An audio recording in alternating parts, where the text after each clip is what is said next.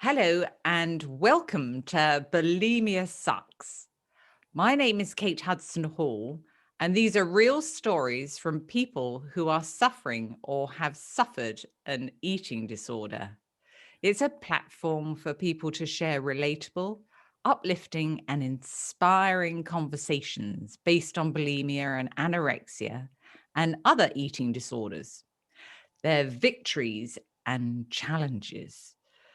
And episodes will include their personal stories of where they are now and their difficult journeys and their steps taken into recovering from their eating disorder. And we'll be talking to a wide variety of people who are going through or recovering or recovered from their eating disorder, but also to professionals who work with people with eating disorders. Now, our guest today is Sherry Williams. And Sherry is the heir of the Maybelline legacy and is Tom Lyle Williams' great niece. She's an award-winning speaker, celebrity columnist, and the author of her first book called The Maybelline Story. But she's also going to tell us about her second book, which will be coming out soon. And in her book, she guides her readers through the birth of the Maybelline empire, revealing intimate and never before told details about the fascinating family dynasty. And Sherry, like I said, has her second book coming out in 2022, and it's called Maybelline Out of the Ashes. So I feel incredibly honored today as she's here to share her journey through her incredible and inspiring life and in going to tell us about her difficulties that she had with her eating disorder. So welcome, Sherry. Thank you. Thank you. Thank you so much for joining us. Oh, absolutely. Thank you for the beautiful introduction. Oh, it's wonderful to have you here. So now where to begin? So tell us about, let's begin when you became aware of your issues with your eating disorder. Okay, when I became aware, I think I knew that love was conditional based on how I looked. As a child, I know that I started gaining weight when I was maybe 10 years old. And by the time, like 2 or 3 years later, my grandmother, Miss Maybelline, said, "We've got to do something, we're going to be ruined if she keeps getting any fatter." Okay, so I got to the large number of 120 pounds when I was 12 years old. And I asked my mother to please give me some diet pills. And she didn't even try to address the fact maybe I needed more understanding, attention, love. She had just had her fourth child, and she had taken Dexedrine diet pills from her doctor. Yeah. And the doctor gave me the prescription, a 12-year-old girl who was still growing and developing, all of her insides not quite put together. And I started taking those. And yes, I did lose the weight because you take Dexedrine, you don't eat, and you are hyper energy, can't sit still. So I became really an asset at that point because not only am I losing weight, but I'm making all the beds and I'm fluffing up the sofa. And when they had parties, I would come in the morning before they woke up and I'd clean it all up. So in other words, my eating disorder and my now going into addiction, basically of taking diet pills, was benefiting my parents. You know what I mean? I wasn't getting what I really needed in parenting. Emotionally, I obviously was lonely inside. Yeah. I obviously was trying to fill a void from eating. I obviously was not getting proper nutrition, being able to eat whatever you want. My mother would have so much beautiful Easter candy. I mean, really good candy. It's called like See's candy here. chocolate, wonderful eggs and everything. And she wouldn't care if I would just sit there and eat it for breakfast, lunch, and dinner. You know what I mean? There was no concept in those days of nutrition or food or what it did to your body or if it made your face break out. So I felt like that I kind of grew up in shark-filled waters trying to figure it out myself, either using food and now not using food, developed a personality that was starving, and then to fill the need, stuffing. And then reading, like I said, in Cosmopolitan magazine back then, how to lose 5 pounds in 24 hours, getting on the diet thing. And then I started getting sick and throwing up. And that, I don't even know how I graduated from high school. Every 2 months, I was sick, throwing up for 2 weeks. So now add that to it. It's like I was being developed into an addict with no awareness, no support.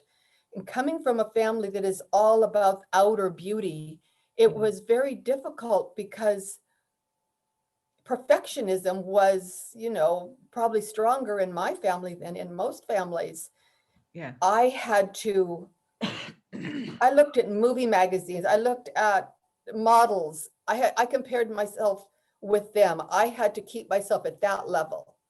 And that, my grandmother would say, no one's going to marry you unless, whatever the deal was that she wanted to manipulate me about. If you keep doing that, no one's going to marry you. So now I had this feeling that I'm not good enough. I'm not pretty enough. I'm not smart enough. I'm not, whatever it is, I'm not enough. So food is my best friend. And then food is also my enemy. And so there's a love-hate with my parents, a love-hate eventually even in any relationship I had, because the basis of my relationship was with food. So I think that's how it kind of got started. Yeah. Yeah. Does that make sense? Yeah. I mean, can you relate? Yeah, absolutely. Absolutely. Can we just pause there? I forgot to ask you, Sherry, about a funny story. Oh, yes, we forgot the funny story. Oh, sure. Have you got a funny story to share with us? All right, I'm going to give you a funny story. I think it's funny. Okay. After the Maybelline company sold, all of the family came into millions, because my great uncle only had family get Maybelline stock. So when the company sold all the stock from all the cousins and everybody. So it began the flurry of who would have the biggest house, who would have the biggest boat, who would have the most cars. This wasn't me, this is my parents' generation, my father, because he was the heir. And with that became showing off, and they were only in their early 40s, my parents. And so we moved down to Newport Beach, which was a very exclusive place, Lido Isle in California, Southern California. And so my dad got the big yacht, okay? And it was the boat parade. So we have arrived. We are going to be out on this boat, this big yacht that's going to be covered with lights and, Christmas music playing, and all the family dressed up with fur. You could wear fur coats back then. Yeah. Well, one of my parents' oldest friends, in fact, it was my grandmother, Miss Maybelline's boyfriend back in the 30s, was going to dress up as Santa Claus and with a beard and everything. And he was going to be at the front of the boat, and he was with a microphone going, ho, ho, ho, Merry Christmas. Probably said from the Maybelline family. I don't know, but yeah. So anyway, all of this here we were, spectacles, and everyone's drinking, okay? Everyone's drinking. Probably my dad was driving the boat drinking, because you could do anything you want back then in the 70s. And Santa Claus was getting so drunk that he tripped and fell into the bay. And we're going, oh my gosh, is he going to come up? So all of a sudden, boing, he comes out of the water, still holding his drink, going, and Merry Christmas to all. And it was the whole boat, all the boats around us, everything. That's how we made our big splash into Newport Beach. And I never forgot that story, because you would have to have been there the trauma of seeing him go over and how hysterical it was because he was totally like Dean Martin. You know what I mean? Nothing was going to stop. The show must go on. So I'm in the water. Merry Christmas to all. So I think that is really a cute, funny story. That's a great story. And him coming up with his drink. Yes, making our debut on Toledo Isle. Yes, that was our Santa Claus. So drunk he falls into the bay. It's probably never happened. Okay, so that makes you laugh. That makes me. So that's a great story. So fun. So going back to when you were growing up, do you think anybody in your family recognized your behaviors with regards to food? Yeah, they thought I was eating too much, but they didn't care what I ate. They didn't care if I had a donut for breakfast or a hamburger and a malt for lunch and Mexican food for dinner. There was no real nutrition. Yeah. Like, I learned finally about the importance of what you put in your body. Yeah. But I think that they just were worried that I was going to be fat. They were very concerned that would be worse than Charlie falling off on the boat and embarrassing us I would be an embarrassment. You couldn't love me. I wouldn't be lovable. Yeah. So. And unconsciously for you, teaching you all of these negative sad developments, for you, if you put weight on as you went throughout your life, put weight on, you were kind of taught that you would be unlovable. No one would marry me. No. So, and that was very important, by the way, to make a good marriage. So there was two sides of the sword. You've got to do this. You've got to be able to be a lovely hostess, and you have to be able to, read Time magazine and everything so that you are a lovely conversationalist and a gourmet cook. And you have to marry an executive, so you would be like the perfect executive wife, sort of like, just really phony. And if you don't do those things, plus you have to wear really beautiful clothes and be thin and represent the family. And if you don't do those things, then you're not going to be loved. You're not going to no one's going to marry you, and you'll failed. Yeah. You'll be a failure. You'll be a failure. Yeah. So not only did you have to strive to be perfect, there was also that fear of failure as well. Really scary. Yes. And then, if you didn't perform, then you would not only not be loved, but you would be disowned, I suppose, would be, a sort of a feeling, would it? Just as you're talking, it's bringing up all these like sad feelings. And I just was in performance mode pretty much all the time. Performance. Yeah. Always doing what would make me lovable, Yeah. Yeah. I'm sure that's how I got my husband too, because I was so giving and generous and perfect. I was perfect. I was a Stepford wife. You know what a Stepford wife is, right? Yeah. Sort of like a robot. But the thing is, though, that you put on this performance, but you're not being honest with yourself. But that took a lot. That took a lot of recovery to get to. Yeah. Down deep enough to find the child I had abandoned because it was not good enough. I had to create this robot child and abandon the true child because that was embarrassment. You're an embarrassment. Yeah. So, right. And then I didn't know that I was in this cycle, right? How would you just don't know. No. First of all, there was a lot of parties going on. It wasn't like we were a quiet family. It was parties. My parents had parties, I'm going to say 5 times a week. My sister and I grew up sitting on the piano bench, falling asleep, watching them. It was not a child-centered home. Yeah. It was a very adult-centered home. So you had to become an adult. You had to be able to relate to the adults because they did not seem to relate to children's needs, particularly my grandmother, Miss Maybelline. She would say, children are to be seen and not heard.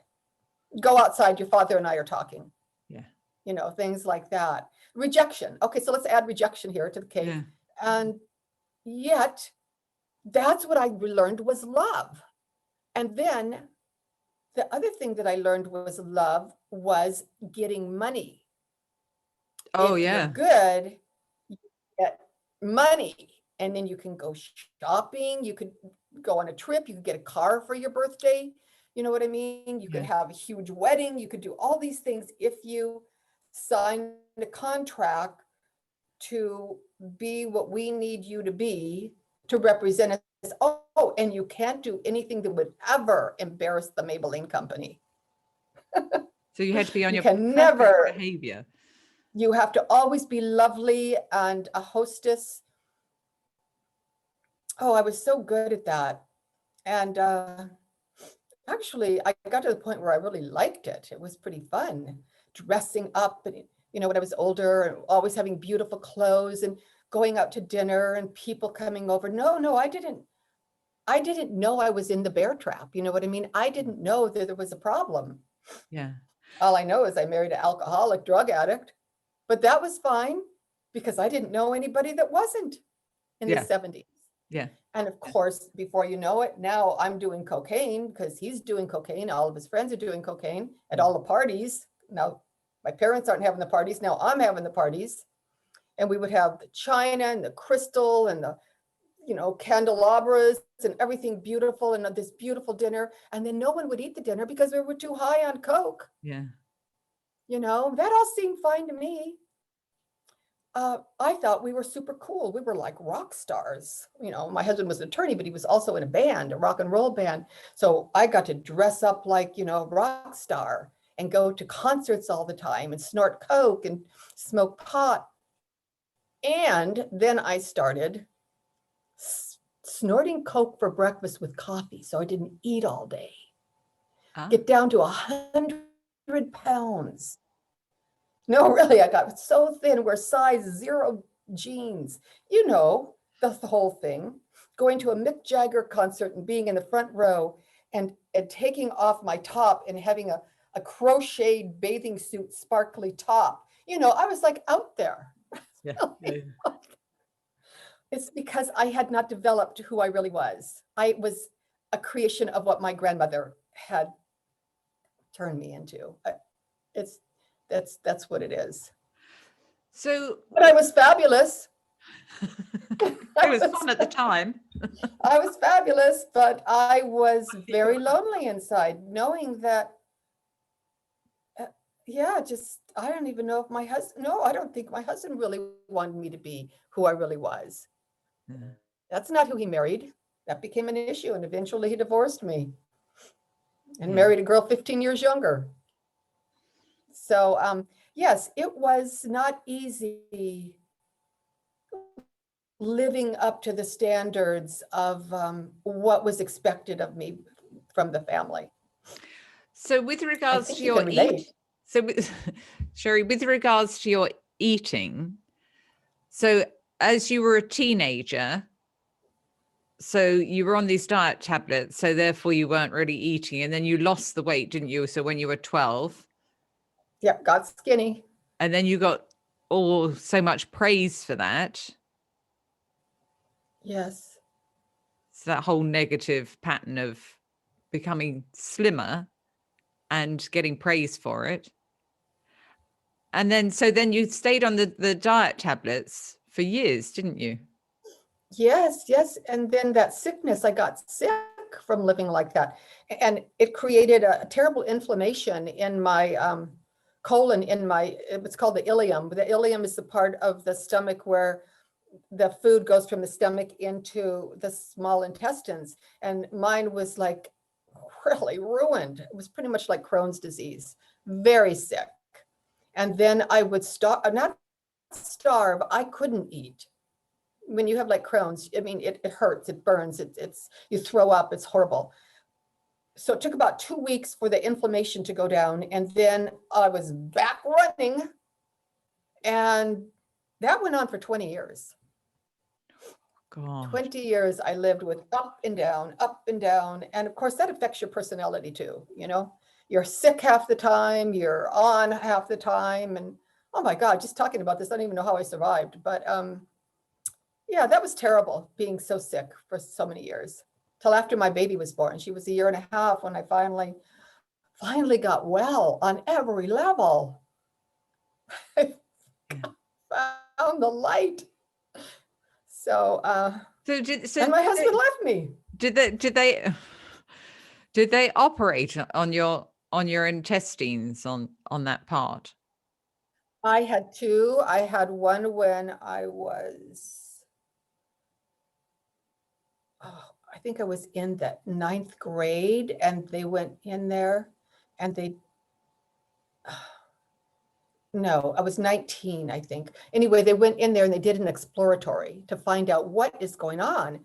And then they said that my intestines looked like raw meat. That's pretty terrible. That's pretty bad inflammation. Yeah. And that I'd also messed up my liver from so many years of doing over-the-counter drugs. This wasn't even getting into the illegal drugs. This was just doing Excedrin and anything that I could do for pain. And my grandmother was also giving me Valium and sleeping pills when I stayed at her house, and not uppers, but mood elevators. And it seems like they were absolutely creating a little drug addict, weren't they? But I certainly was a rock star if I showed you pictures. And just by me being an ordinary person and telling you this, imagine what it is like for celebrities and rock stars. Yeah. Yeah. That kind of pressure to be absolutely camera ready every minute, and having so many expectations. And if you begin to age in any way, they go, oh my God, did you see her stomach looks like it's starting to get a little fat. I mean, it's terrible. Yeah. Yeah. So I didn't have anything that bad, but in my ordinary life, I might have created it myself. I liked being beautiful and perfect. You know what I mean? I can't blame it. Once I learned how to do the whole thing, then it was like, oh yeah, I am never going to give this up. I'm always going to be thin. I'm always going to have beautiful clothes. And then life started, it's like life has a way of being your teacher. And my first traumatic thing that happened was I lost a baby. Right. Because of my eating disorder. I was 4 months pregnant, but I would not take, I was 4 months pregnant, and I would not take the prenatal vitamins because they would make me fat. Oh. And I would not eat hardly anything. Oh. And I would not have the test to find out, I think they would go in there and they put a needle in there and find out if everything's okay. I would not have that. I was completely, eating disorders make you very controlling. Yeah. Because you control your food, which is your primary thing. First thing you have when you're born is you suck, it's your primary. And so with my first child, Georgia, she was, I didn't even really get fat. I only weighed 115 when I got pregnant. I weighed 139 when I think I gained 23 pounds or something. Wow. The moment I got pregnant with Georgia, I joined Weight Watchers. You joined Weight Watchers? Any weight. But with the second baby, not Weight Watchers. Yeah, Weight Watchers. I joined Weight Watchers, and I went to the meetings and everything, and was weighed in every week, and only gained 23 because I was pregnant, and the perfect weight for my size and everything was 23 pounds. That's how much you would gain. That's not really that much. So when I had the baby 5 weeks early, premature, probably because of my eating disorder, I was back in my jeans immediately. You know what I mean? I was immediately, I could wear a bathing suit immediately. I really didn't gain that much weight. So the second time I got pregnant, I was older. I was 38, I think. I was with Georgia. Okay, with Georgia, I was 30, got pregnant when I was 29.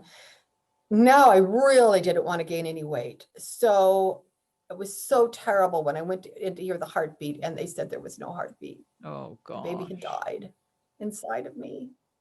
And that I would have to carry it until it aborted itself, because it had already created, fluid, amniotic fluid. So they can't really, at that time anyway, they didn't go in and give me a D&C.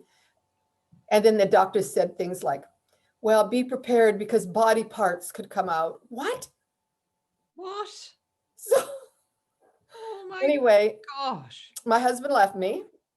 And that was when I began to go, something isn't right here in paradise.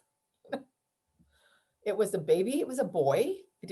Finally, I did deliver it. It was a little, they brought it in, and it was a little boy. And I knew I'd never have another child. So I never got over losing the baby boy. No. And that was the beginning of me really having a spiritual awakening. I fell to my knees in my granny gown. My husband was gone. Baby had died inside of me. I just and looked in a big mirror and fell on my knees and just said, dear God, what am I doing wrong? Everything I do ends in, show me what I'm supposed to do. I was just so confused about it. I thought I had done everything right all my life. I'm perfect. I have the perfect house overlooking the ocean in Laguna Beach. I've got a lawyer for a husband. We have got a Cadillac. I mean, we have the perfect little girl. What is wrong with this picture? Yeah, absolutely. It was all superficial. Yeah. It was all about. But this is how you've been educated to be this way. And so that part of you was like, yeah, look, we've achieved it, but it's not working. Got everything. Why aren't I happy? Yeah.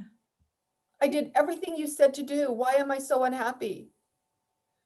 Well, because I'm a mother and I loved my Georgia and I had a mother instinct, thank God. And losing that child, losing that little boy was the most devastating thing to lose, just the whole thing about it. And then a friend came over and she said, have you read this book called Codependence No More? Do you remember that book? No, I don't know. No. And I said, no, what's codependence? She said, read this book. And so I read the book, and the last thing in it, it says, immediately get yourself to a 12-step program, to an Al-Anon program. Yeah. And after I had prayed and said, what am I doing wrong? Help me. This book came. I immediately did get to an Al-Anon meeting. It was pretty overwhelming, all the people there, the clapping, the whole thing. But I would go, I wouldn't talk or anything. I would just listen. And I began to identify with what the people were saying. They would tell their stories and I go, oh yeah, right. My dad. Yes. What do you remember, Sherry? What do you remember that you identified with? I identified, first of all, that I had cut my teeth on drug addicts, alcoholics, and crazy people. Those were my role models. And that I had married an alcoholic drug addict that I thought was super cool. And he was handsome and everything else. But as people talked, I began to really realize that I was an ACA. So then I not only was going to Al-Anon, I moved into adult children of alcoholics.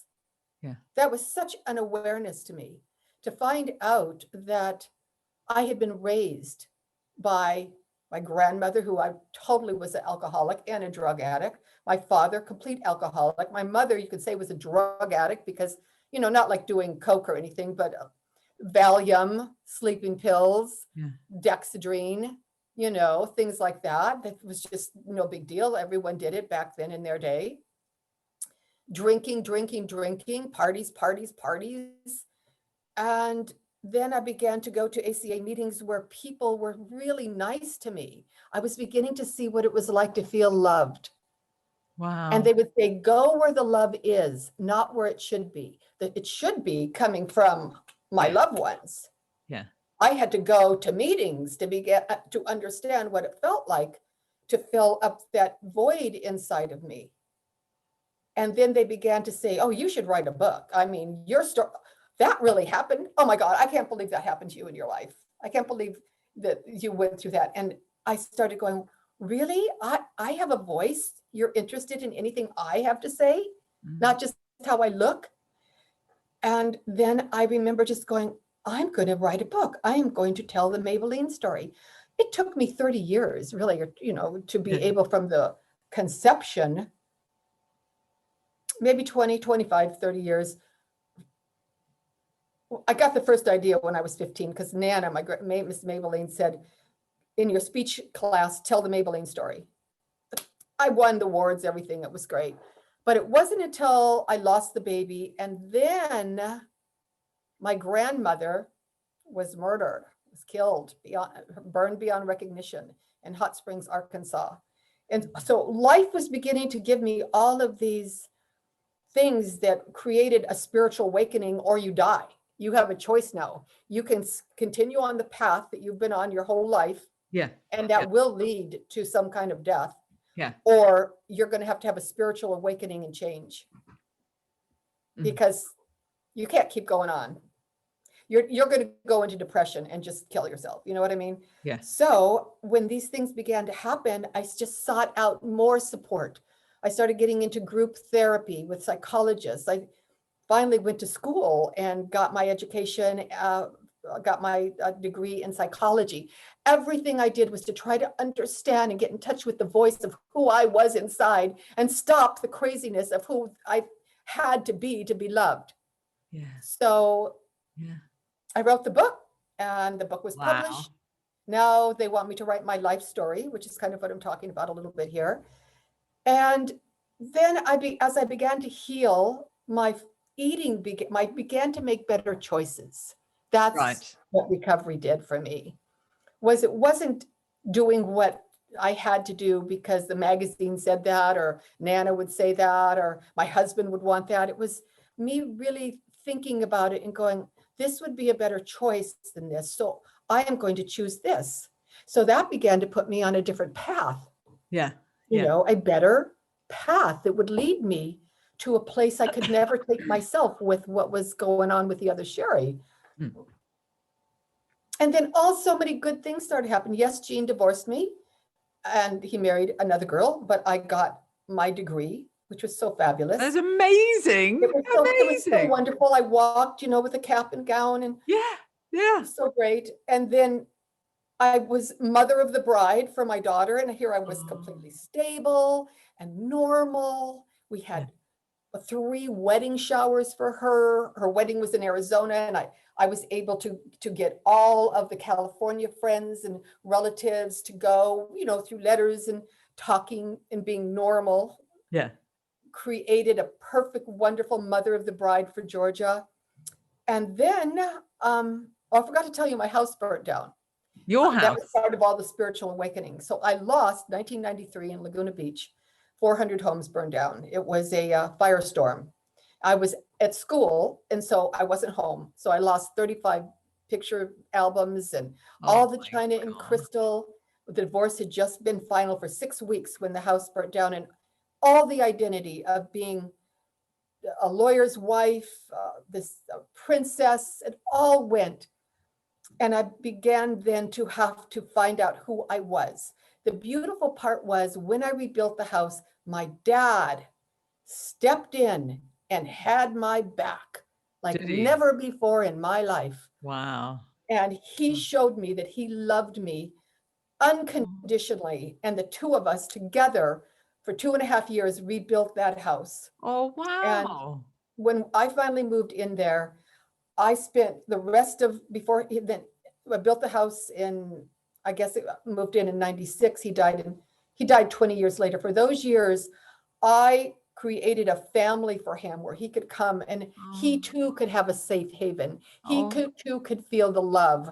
He too was not being rejected. I was able to instill into it, my dad, what he didn't have as a child and turned to drink and everything else. So had he stopped drinking by that time? No, he never stopped drinking, but he wasn't as abusive, right, as he used to be. Well, he used to probably say, because I was so of abusive to you. Sherry. He was very abusive to me, but she loves me the most. And I did love him the most because from going to the meetings, I began to realize my parents' childhoods. Okay, my father was raised by the founder of the Maybelline Company. And my mother, her father was a pioneer moving picture maker at MGM Studios since the silent film days. Right. So that's one of the reasons I was so kind of stilted in reality, because I had all the props in MGM, and my mother had known, all the actresses. She was supposed to be an actress, but then she got in a head-on collision and destroyed her leg, and she was crippled. But she learned to walk eventually. My dad, growing up at the Villa Valentino, so they were warped. They were like me. They didn't have any real reality outside MGM, outside of Maybelline. Yeah. Those were the parents that created this. I was more like a doll, to play with than a real person. And so I didn't blame them. I totally understood and had compassion for them. And that love I was able to give my parents, both of them, until they died. Because I finally understood and loved who they were inside. Yeah. I tell you, recovery was the greatest thing. The support that I got in recovery for all those years, it's just, if anyone has an eating disorder or any kind of addiction, you cannot get out of that without support. Yeah. You got to have people love you till you can love yourself. Yeah. What an incredible journey. Yeah, it's been good. And now, Sherry, what do you feel was the hardest part for you of that journey? Well, keep going. It was so hard because you start to get on your feet, right? And you take a step and you start going, and then life has a way of coming in and smashing you back down. And then you have to have the courage to get up again, right? And when the recovery, and you have to believe and you have to have faith, you have to have faith in a power greater than yourself. And because you don't understand when all these bad things happen. My grandmother, what happened to her was hideous, burned beyond recognition. Beautiful Nana, and my house burning down, and my mother becoming completely bipolar and winding up in an institution and dying that way. And just all the things that, it's like the more you try to want to come out of the addiction, the more life seems to test you to see if you really are serious. Yeah. And I think that was the hardest part, is to believe and to go back to square one, get back into meetings. The other thing that I do right now that's really helping me, have you ever heard of tapping? What is it? Tapping. Oh, the tapping. I teach that. Yes. Oh, you do? Oh my gosh, the emotional freedom technique. Oh yeah. That's it. Yeah. Have you heard of Brad Yates? Okay, well, he's on YouTube, and that's where I go to get my tapping. But as soon as I start to have that overwhelmed feeling, where my life feels really unmanageable, and I will go in and tap for a half an hour. I love it. And you say these positive things, and you hit these zones, under the arm and top, and you do this for 10 minutes or so, 15 minutes. And by the time I'm done, I can't even remember. I'm so brought back I love together. that. I love that. I love the tapping. So for people that are listening, if they don't know what we're talking about something called emotional freedom technique. And it was developed in the 1990s by somebody called Gary Craig. And he found that if you tap on a specific routine of points while thinking about any negative feeling that you have, you can reduce that feeling down. And it sounds completely bizarre, and it is, but it works. And they call it, it's like acupuncture, but without the needles. So you're tapping on meridian channels. So it's connected to your body's energy. So when somebody has a problem, there's a blockage in the energy. So by tapping on this routine of points, you can unblock the energy, and it's an amazing therapy. Mm-hmm. And you just can't imagine that it would work. You know what I mean? Absolutely. One of my favorite ones is tapping for a miracle.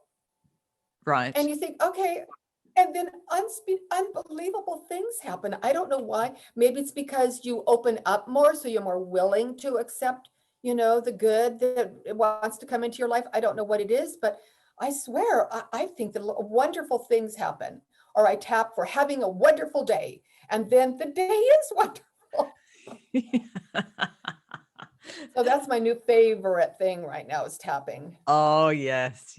I just love it.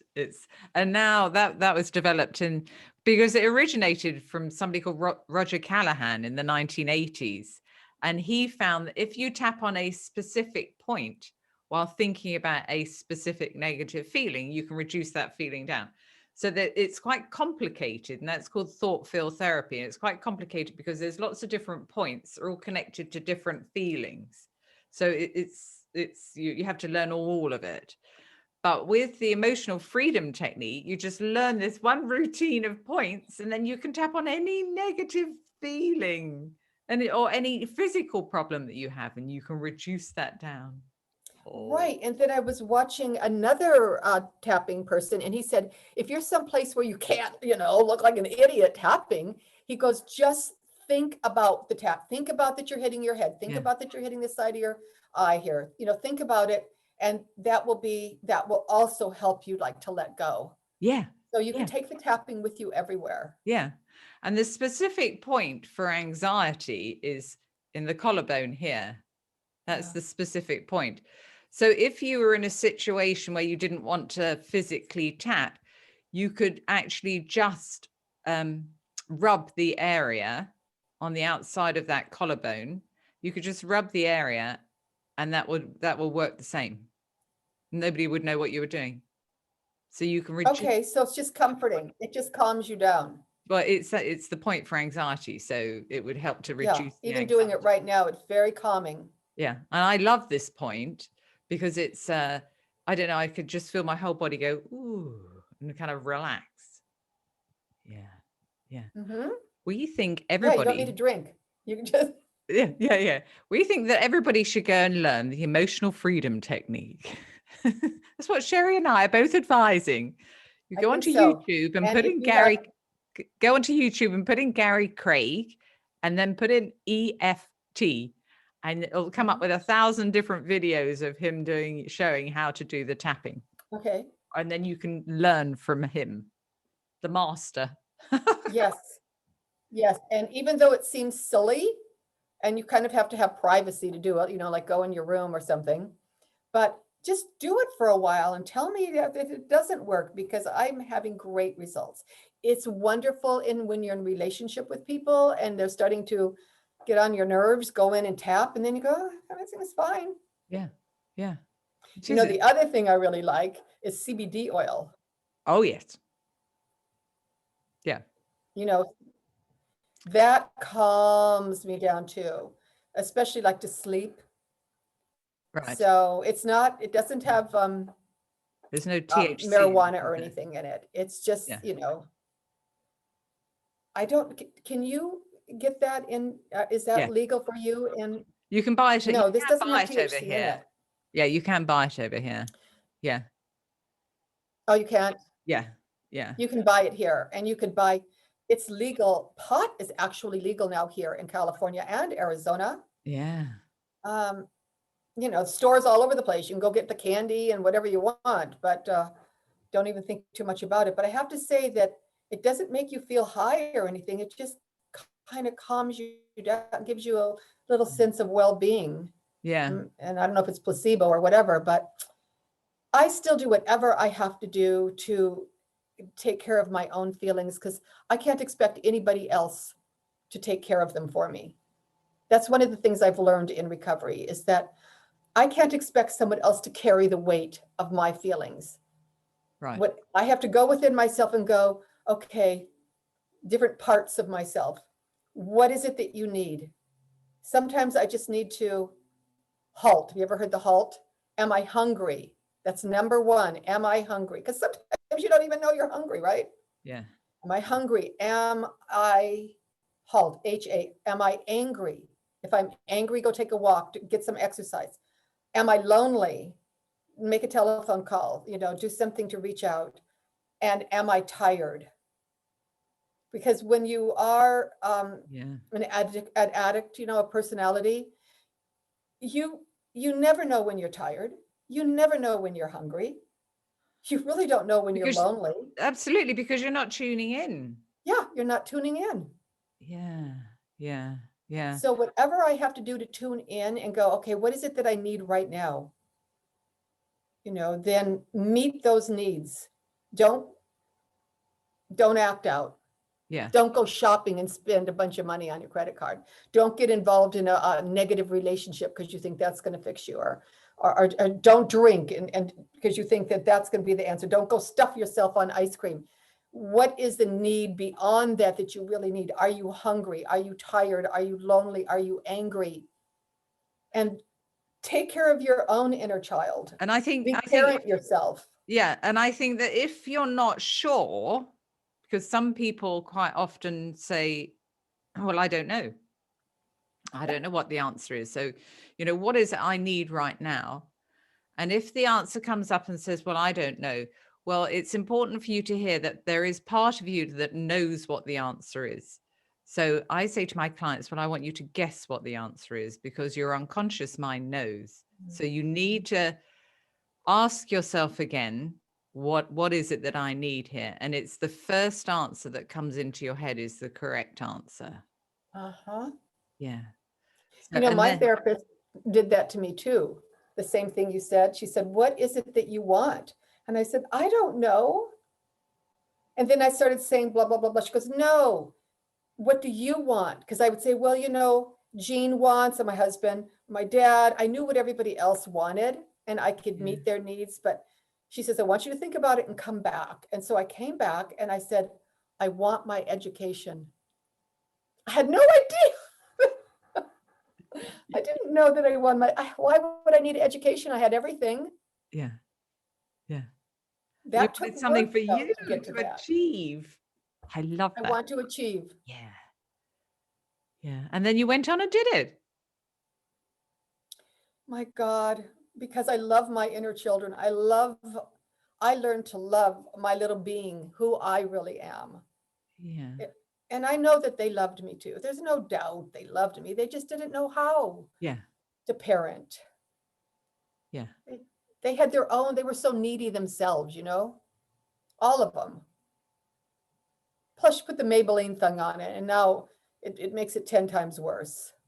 Yeah. Because you always have to show up and be the life of the party. You always have to, the party didn't start till my dad walked in. He was so handsome, dressed so great. He had funniest personality ever, and it's like, when he got older, he didn't even want to go out and be with people anymore because it was just so hard keeping up that level of charisma.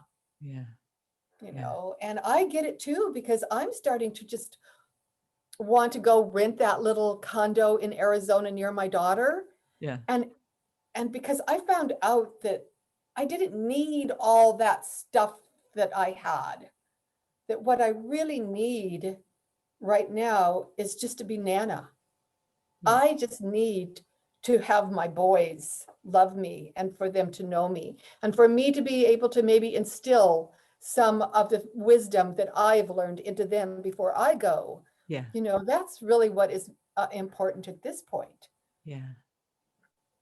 Yeah. And if you hadn't have gone through what you went through, who knows where you would? You certainly wouldn't be sitting here today, would you?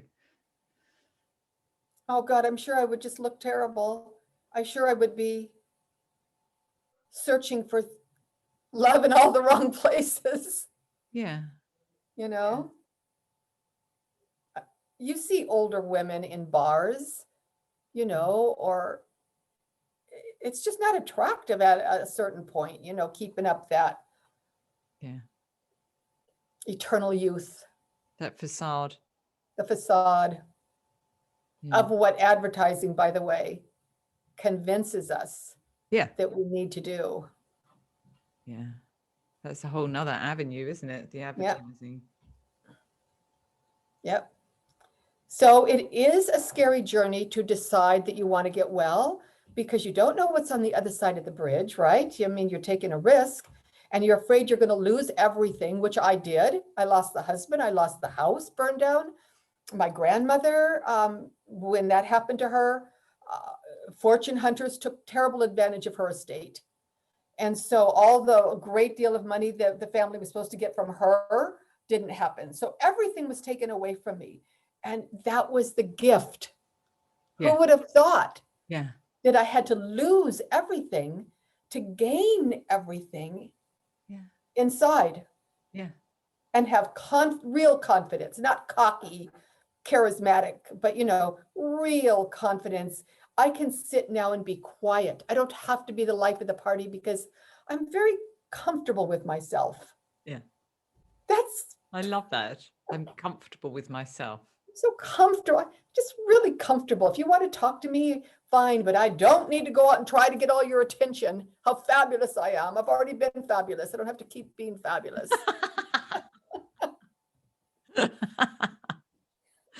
But you still are fabulous in your own right. The true you. Right, as Nana. I'm a great, wonderful Nana. Yes. And a mom. And I am a great role model for my daughter. Yeah. And that is if I died tomorrow, if I could just know that my daughter turned out so normal. She never was a rock star. I mean, you know what I mean? A partier like that. She always was. So I must have done something right raising her once my husband left me and I got into 12-step programs, because she grew up in 12-step programs. She's in 12-step. She's in Al-Anon herself right now. But that's all I can say. To me is that if you have an issue, do what I did with that book, Codependent No More. Run, don't walk to your nearest 12-step program, or get into a therapy group, or get a therapist, or get somebody who is going to love you and bring out that part of you that has just never been developed. And fall in love with yourself, and realize how fabulous you really are inside. Because they can do it. I think that if you who was it? Okay, I love this. President Kennedy went to some astronaut person back in the 60s and said, "Do you think that we could ever make it to the moon and back?" And the guy said, "Yes, if you have the will to do it." Isn't that just the greatest? Yes. Yes. Yeah. Anyone can do it if you have the will to do it. By the grace of God, I was given the will. And I think if you ask, if you pray, if you seek, if you really want to recover, then you will have the will to do it. We went to the moon and back. Absolutely. Absolutely. Yeah. Wow. So Sherry, tell us about your new book and where you are now. Okay, the first book, The Maybelline Story, was basically about the birth of the Maybelline company in 1915. It's the oldest and first eye makeup in the marketplace, and it goes through the whole ups and downs of World War I, World War II, the Depression, everything that the Maybelline company rode those waves, and still 106 years later is still a thriving #1 cosmetic company in the world. The family sold the company after 50 years. The family sold it, my great uncle sold it in 1967, which is then part of the book about what it was like when we inherited all that money, which is pretty much what I'm talking about right now. And then it ends with my grandmother's, who started off as a young girl in the Maybelline Story when she married my grandfather, who was the brother of the founder, her story up to her terrible ending. it pretty much shows that Nana died of a lethal dose of vanity. And everyone who's read the book goes, well, wait a minute. What happened next? You can't just leave us. What happened to all the people? What happened? Because the book really basically ends at my house burning down, 1993. So the second book, my agent said, you need to tell your life story. So it is my story growing up in the family from my point of view, and then takes you all the way through everybody's, all the different people that you knew and loved in the first story. You will go to the end of their lives. And then my coming out of all of the facade of the Maybelline image and becoming myself and realizing what the most important thing in life really was to me. And even though it was a fun ride, it's quite a story, really the most wonderful thing is having, when the boys were little, have them run up to me and grab and Nana, Nana. Aww.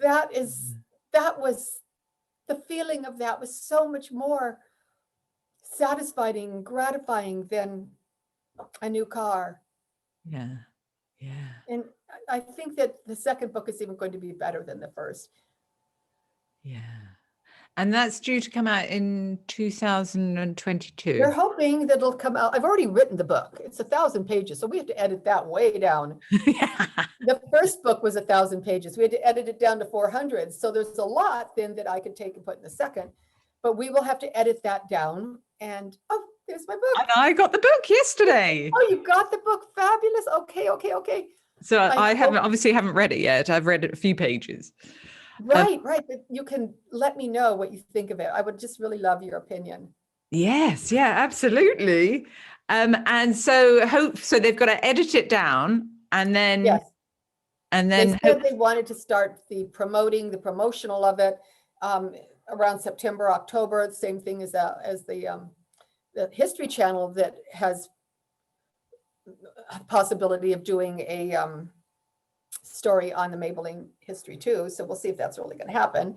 But it could be that at this late stage of my life, that all these amazing things could come to fruition. But I had to live to be in my 70s to stay clean, sober, and not create any more wreckage, and do all the things that I do, and trust that the best is yet to come, and believe that age is just a number, and that it could be that all of the beautiful flower opens at this point. Yeah. And here's the interesting thing. Had this happened, all of this stuff to me when I was in my 30s, 40s, nobody would be interested in what I had to say. I'm just another pretty face. But you get into your 70s and you still are holding it together, and you're still, looking healthy and strong, and people then go, well, wait a minute, how did you do that? You know what I'm saying? Yeah. I am more valuable at this age of my life than I was in my 30s and 40s when everyone was beautiful. Yeah. Everybody knew everything, didn't we? I mean, yeah, absolutely. Now you have to go through the hard knocks of life to really come out with a degree in wisdom. Yeah. A degree in wisdom. Mm-hmm. That's incredible. That's what we all need to strive for, is a degree in wisdom. I think so. And you can't let age stop. You can't go, oh, well, I'm 60 now, I can't do it. I was 63 when the book came out. Yeah. I went all over publicity, unbelievable luncheons all over, 100 people. I was a speaker all over the place, traveling. And I mean, I never looked better, you know? So, I mean, age cannot stop you. No excuse should stop you for fulfilling what it is that you discover when you are finally healthy and clean, because the gift is going to be there. It will reveal itself, and then it's up to you to have the will to go and make it happen. In the program, it's called 12-stepping. But it may even reveal itself in order for you to be able to take that first step. That's right. To recovery. Yes. Yeah. In the 12 steps, the first word is we. It's not I. Yeah. We admitted that we were powerless over food. Yeah. It wasn't I admitted I'm powerless. No, you take the step with somebody that you trust, and then you take that first step. I just love that. Yeah. Yeah. Yeah. Oh, wow. Quite a journey. I wouldn't trade it for anything, but boy, I've had a tough taskmaster Yeah.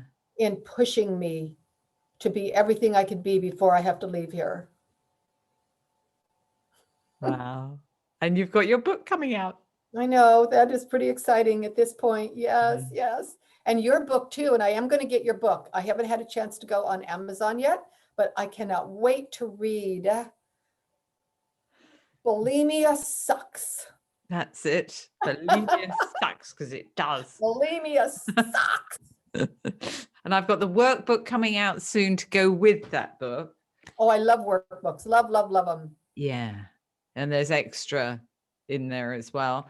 Extra different techniques and things. And then, so I've just come out with the audiobook as well, or just coming out with the audiobook, which has been an entertaining journey. Yes, I would love to do that. I might do that myself with the second one. Someone else did my first one. Yeah. But the second one, maybe I would trust my voice is good enough to do it. You know. You've got a beautiful voice. I think. Thank you. I think you'll do an amazing job. Isn't it amazing to think that all that could happen? I'm sort of like Grandma Moses.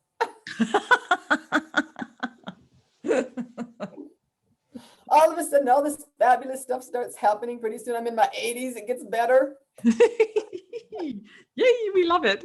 We love it. That's the kind of role model we need, by the way. We don't need another pretty face telling us everything. Yeah. We need people who have really gone through it and show us how they got through it. Yeah. And what other people can learn from us.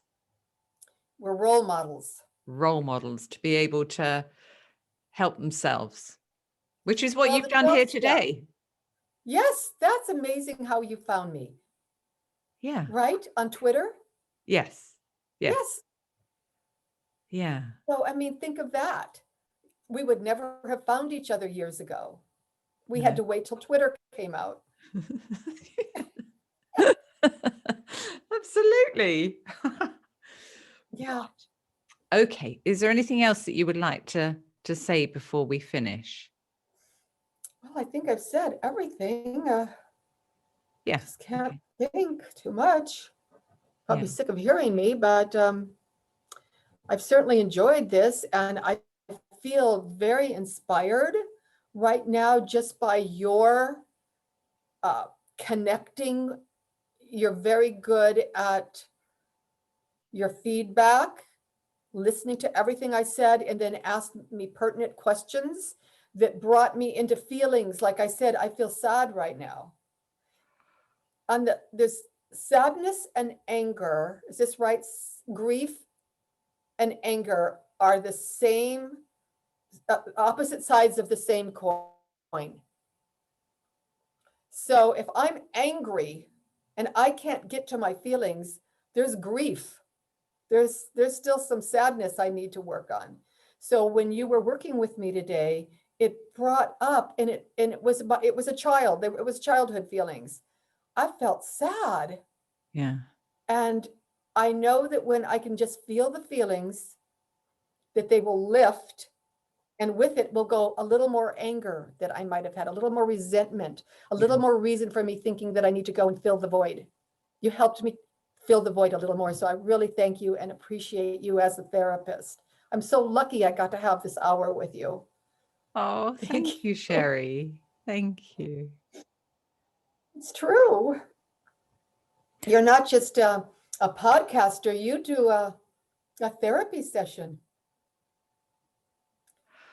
Well, I suppose I'm not doing it on purpose. I suppose it's I've done it for a long time, so I'm trained to sort of have the person tune into, what they truly feel. You tune into my inner child. Yeah. You talked to her and I felt safe. Yeah. And it's interesting you said that, we were talking about when you were younger and you had those same feelings now that you had when you were younger, that they came up and they came out. And lonely. So it's that lonely feeling. Felt sad. I felt sad and lonely. Have you still got that feeling now? I just feel, but I just feel so sad for what she had to go through. Me, when I was little, I just felt so sad that she had to go through that. I wish I could have been there. Yeah. Yeah, absolutely. I love her. Her little fat self with freckles and red hair. You can see why I was such an embarrassment. But what I think you should do now is, I think that you should go away and spend some time tapping on that sadness. Yes. To be able to reduce it down. Mm-hmm. Yeah. Yeah, it's just there. And it's funny, it's in my stomach and I'm going to go eat when I get done here. And I'm going to make a fabulous smoothie with all kinds of supplements and nutrition and everything in it. And that will fill me up. Yes. And then I know that I'm going to have a good, happy day. Yes, absolutely. I already feel happy. It's just allowing yourself to feel the feelings. Yes. I allowed myself to feel the sadness with you. Yeah. Yeah. And that's what it's all about, because we're when you're going through an eating disorder, you're so detached from those feelings. So, so that's really important that you said that, because that's a real key. It's a tuning into a feeling or feelings and allowing yourself to feel those feelings. And by doing that, then you can begin to let them go. Yes. Yeah. I know that I had a therapist once that said, stay in the saddle. If you're having a feeling, ride it out. Yeah. It may take an hour, it may take 2 days. Stay with it. And then until it finally lifts. And then she would say, go into the bear cave with the feeling and, and it'll lift. And then when it's finally lifted, you come out. And when you come out, then you have grown, you have developed a little bit more recovery. Yeah. But, in other words, don't stop the feeling. Don't block the feeling. Yeah. You've got to ride it out because it'll take you deeper. That one feeling may take me to a spot I never thought that I was going to go to. Yeah. Yeah. Where maybe there are tears and I had to cry. Yeah. And then once you had that cry, it was like, oh, okay. Yeah, I'm fine. Yeah, I feel good now. Yeah. And then you feel that relief once you've let it go. Yeah. My sponsor once said, doing recovery work is harder than working in a coal mine. It's work. Yeah. It's hard. But it's painful. Stuff comes up you don't want to deal with. That's why you need the support. You can't do it alone. You just can't sit there. You're going to block it. You're going to go eat some ice cream. You're going to do something to get out of it, unless you can make that phone call. Yeah. But it's worth it. Takes a lifetime. I've been doing this recovery since Georgia. For over 30 years, since I went to my first Al-Anon meeting, 1991. Okay, so what is that? 30 years? 91. Yeah, 30 years, I guess. Yeah. I guess I just turned 30. Wait, my birthday so it's 30 years. Yeah. My Al-Anon birthday is May 9th. So I'll turn 30 May 9th. Wow. And they say when you come into the program, any 12-step program, eating disorders or whatever, that you are the age that you were when you started the addiction. Right. So now I'm 30 because I have been clean, sober, eating good for 30 years. So I'm like a 30-year-old inside. That's why I feel like here in my 70s, I have a whole future ahead of me. I'm going to write another book. I'm going to possibly make it into a movie. Everything is wide open because I'm just so happy inside. Yeah. Well, I hope that I've been able to have something, that will resonate with other people who are on their path. Yeah. Well, I think there's so many different avenues that people hear that they can relate to. So many. I think so. From, feeling unlovable to the perfection to the rejection and there were so many other areas that you spoke about that people can relate to. And, from the rock bottom where you were and how you have gradually built yourself up and brought yourself out from the depths. From the muck. Yeah. The muck. Mm-hmm. So, yes. Thank you so much, Sherry, for joining us. Oh, my pleasure. It's just been great. Yeah. Thank you so much. So that's all for today's episode of Bulimia Sucks. And thank you for joining Sherry and I here, and for Sherry for sharing your story, your amazing journey. So join us again on the next episode of Bulimia Sucks, and make sure that you subscribe to the podcast on Apple iTunes so you never miss an episode. And plus, as we said earlier, check out my book, Bulimia Sucks, which is on Amazon.